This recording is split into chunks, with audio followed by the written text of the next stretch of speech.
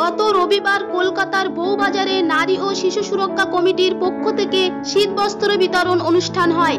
উক্ত সভায় উপস্থিত ছিলেন তৃণমূল নেতা বিজয় সিং ও পিয়াল চৌধুরী, কংগ্রেস নেতা শাহাদেব খান ও শাহনাজ পারভিন, ডিএনপি নেতা ফারুক আহমেদ, ডিএনপি নেত্রী নাজমা কয়াল, ডিএনপির উলুবেড়িয়া কেন্দ্রের প্রার্থী মাওলানা কিফায়াতুল্লাহ ও মেহমুদ কুরাইশি। এছাড়া উপস্থিত ছিলেন বিশিষ্ট সমাজসেবী ইসাক মল্লিক, তারানা আসগার ও অন্যান্যরা। তবে অনুষ্ঠান সফল করার জন্য যিনি অগ্রণী ভূমিকা পালন করেছিলেন তিনি হলেন আনসার আহমেদ। অসহায় দুস্থ গরিব মানুষের পাশে দাঁড়ানোর জন্য এমন অনুষ্ঠানের আয়োজন করেছেন বিশিষ্ট সমাজসেবক আনসার আহমেদ। এই সভায় বক্তব্য রাখতে গিয়ে ডেমোক্রেটিক ন্যাশনাল পার্টি তথা ডিএনপির নেত্রী নাজমা কয়াল বলেন,